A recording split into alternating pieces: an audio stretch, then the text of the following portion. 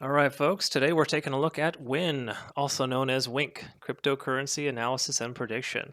Welcome back to Crypto Cash. This is your one stop shop for cryptocurrency analysis. Before we take a look at WIN, please consider subscribing just so you can get notified as soon as these videos are released. This does give you a head start so you can effectively plan out your trades, make an informed decision. I have years of trading experience, and my goal here is to share my knowledge with the crypto world. Thanks again for tuning in. I will always start off with fundamentals and then just dive deeper into the technical data. I always provide you as well with action plans for the future so you know what I would do in each scenario as a day trader and swing trader. So be sure to stick around to the end for my recommendations. Also note this is not financial advice. This video is designed for educational purposes only. Now let's go ahead and get started with the fundamentals. Win is a gaming platform for users to play, socialize, and stake across multiple blockchain ecosystems that leverages the Win token as the native digital asset within the platform. Through behavioral mining, innovative token technology, their incentive mechanism aims to build an ecosystem that provides a high-quality decentralized gaming experience. Total supply is 994 billion. There is no maximum supply. Market cap 893 million. After a steep increase of 380%, the price has decreased by over 50% in the last 9 days alone. Constant consolidation followed by short bursts when the price increases for a 6-hour period and then dies off. This is very, very frustrating for a lot of people, especially those who are in long positions that got in anywhere over 0.0018. Well, good news is here that the price is leveling out. Recent low was higher than the previous low, so we are technically experiencing higher highs. That volume is increased as well, which tells us this is a very good sign for day traders. In fact, most of my day trading friends are having a field day with Win right now because they're consistent up and down patterns over the past 48 hours. It's almost predictable. This will likely change soon. A resistance level is 0.00183. It has been tested 3 times and was just rejected a third time today, approximately 1 hour ago. Support line is at approximately 0.0013. And now for the technical analysis. For my day traders out there, looking at the 15-minute chart, you can see the recent resistance level of 0.0018 was tested again and rejected hard today. This tells us the resistance line is growing stronger. The more often it is tested, the more substantial it becomes. This doesn't mean it won't be tested again, and if it breaks and holds, it could become a major support level. So that would be a very positive thing if it breaks. Now, I digress. Taking a look at the moving averages, you can see the 50-day moving average will be tested soon. Also note the VWAP is working as a support level with a very large variance. Anytime the variance is this high, you want to wait for it to be tested before taking entry.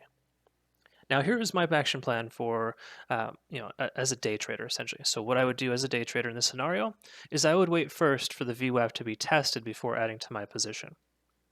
Now if it tests and stays above, I would then go in approximately 25 to 30%. The reason I wouldn't go all in, or just say 50% or higher, is because the resistance level of 0.00183. This resistance level concerns me because it's been tested 3 times and rejected 3 times. The price increases and bounces off the resistance level. I think I would take profits if it does that. If it jumps above and holds for 2 15-minute green bars, and the RSI isn't over, just say essentially over 70, then I would add 50% to my position. Now, if I get the indication the price is going down, then I would pay close attention to the support level established by the VWAP, or possibly the 50-day moving average. If the variance is large enough for it to break and stay below, again, 2 15-minute red bars, the support becomes a resistance. Once this is identified, I would look at the RSI and see if it's considered overbought. Typically, anything under 45 is a good entry point. I also like to remember to see if the MACD is trending downward and losing momentum. If so, this would be a perfect storm for a short position. I would also remember to average down by selling small portions of my total so I can take profits whenever possible in case it corrects itself. All right, for my swing traders out there, let's look at the 4-hour chart, and I want to show something to you here. You can see 2 solid green bars followed by a red bar. This is a sign there could be a potential sell-off soon, and it's losing momentum bullishly. However, the fact that we're making higher highs could imply the overall price is still bullish. So if you kind of average out those 3 bars, it's still looking pretty good. So just keep that in mind. This is not a negative thing, seeing that 4-hour red bar. Again, the price is stabilizing. Now looking at the RSI it's under 60. This is a positive technical sign to go long. The MACD, however, doesn't really tell us much about the momentum right now, so we'd have to look at a larger time frame to get a better understanding. The MACD on the one-day chart tells us the momentum is shifting bullishly. That said, here's what I would do as a swing trader in this scenario. If I was feeling bullish, which I am, I would wait for the VWAP on the 15-minute chart to get tested twice. Once it closes with, again, two 15-minute green bars, then I would go in approximately 30%.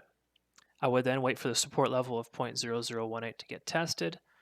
Again, two 15-minute green bars is ideal. Then I would identify the VWAP as holding above, and if so, I would take a position probably around 50%.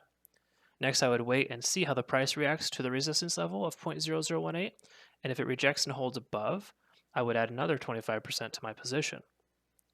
Prior to all of this, I would have set a goal so I could average out my position by selling a small portion of my total in small chunks until I get there. Also, I cannot stress this enough. If you do not wait for the support level to be tested for at least 15 to 30 minutes, it will likely reverse on you. Again, it may not happen. It's a 50-50 shot. But going in after confirmation is the most important thing you can do for yourself. So try to remember that. It's very important that you try to use that frequently. So tell me, what would you do in a situation like this? Maybe you can comment below and let me know. Also, if you find this to be beneficial, feel free to let me know as well. I can't stress this enough. Just make sure you set a target, and if you don't hit your target, get out and take your profits. The key to being a profitable trader is to essentially survive to trade another day. That's really the bottom line. Doesn't matter if you made $1 or $2 in a day. As long as you're green, that's the important thing. And if you take a loss, that's okay too. Just make sure it's a small loss. The key to being a profitable trader, again, is to just survive. So that's what we're here for, right? We are surviving the market. Now, if you did find benefit from this content, please consider liking and subscribing. And also let me know your thoughts if there's anything I can do to improve your trading experience. Feel free to contact me on Telegram, Instagram, or Twitter. The links are in the description below. Also, comment below and let me know what positions you're holding and if there's anything else you want for me to make sure to analyze moving forward. Let's all learn and grow together by building our wealth. So we'll look forward to hearing back from you guys soon. Thank you so much for watching. We'll see you in the next video.